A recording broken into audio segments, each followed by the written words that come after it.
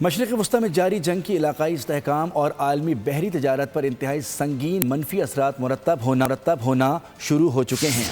بھارت واضح طور پر جارح قوتوں کے ساتھ دکھائی دے رہا ہے تو دوسری طرف اپنائے ہرمز کی موجودہ صورتحال بھی پاکستان کے لیے خاص طور پر تشویش کا باعث ہے۔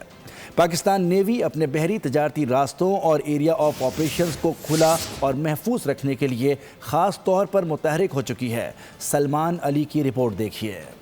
امریکہ کے دہشت گرد اسرائیل کے ساتھ مل کر ایران پر حملے، خطے کی تجارت بری طرح متاثر، پاکستان کا 70 سے 80% تیل اور بیرونی تجارت کا 90% حصہ شمالی بحر عرب یا آبنائے ہرم سے گزرتا ہے۔ پاکستان نیوی اپنے بحری تجارتی راستوں اور ایریا آف آپریشنز کو کھلا اور محفوظ رکھنے کے لیے خاص طور پر متحرک ہو چکی ہے۔ وائس ایڈمرل ریٹائرڈ محمد سلیم نے بول نیوز کو بتایا کہ پاکستان نیوی کی جانب سے پیٹرولنگ میں اضافہ کیا ہے، نیوی ہر وقت الرٹ ہے۔ جی، اس کو دیکھیں، پاکستان نیوی اپنے پورے ایریا آف آپریشن کے اوپر مکمل نظر رکھے ہوئے ہے۔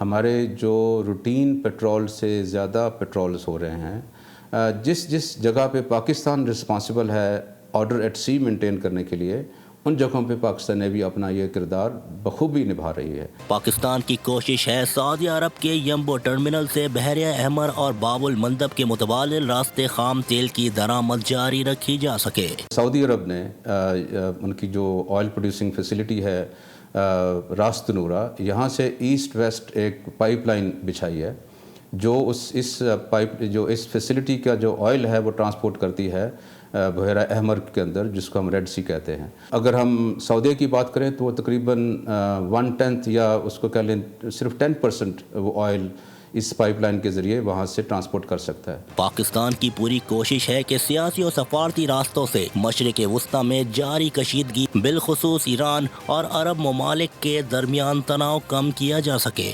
کیمرہ مین عاقب رانا کے ساتھ سلمان علی، بول نیوز۔ سبسکرائب کریں اور بیل دبائیں تاکہ کوئی خبر رہ نہ جائے۔